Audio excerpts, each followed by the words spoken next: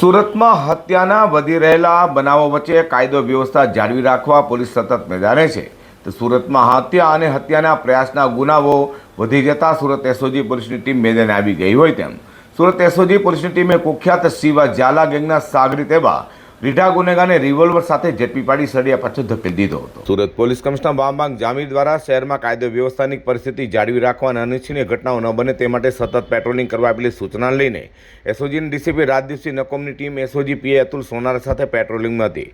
તે PI JM પરમારની ટીમના PSI MD Sarvaiya સાથે તપાસમાં હતી. તે સમયે ભાટેના ભારત ટ્રાન્સપોર્ટ ગોડાઉન તથા બકરા મંડી વચ્ચેના રોડ પરથી કુખ્યાત શિવા ઝાલા ગેંગના સાગરીત એવા રીઢા આરોપી શાહરૂખ ઉર્ફે 7 હારૂન શેખને ઝડપી પાડવામાં આવ્યો હતો. તેની પાસેથી રિવોલ્વર કબજે લઈ તેની વિરુદ્ધ કાયદેસરની કાર્યવાહી ધરી હતી. તો ઝડપેલા આરોપીએ પોલીસ સમક્ષ કબૂલાત કરી હતી કે તે અગાઉ હત્યા સહિતના ગુનામાં ઝડપાયો હતો અને કોઈ તેના પર હુમલો કરે તો તેના વળતા પ્રહાર માટે 15,000માં રિવોલ્વર ખરીદી લાવી પોતાની પાસે રાખી હતી. એસઓજીની ગેરકાયદેસર હથિયાર પકડવાની ડ્રાઈવ સતત ચાલુ હોય છે.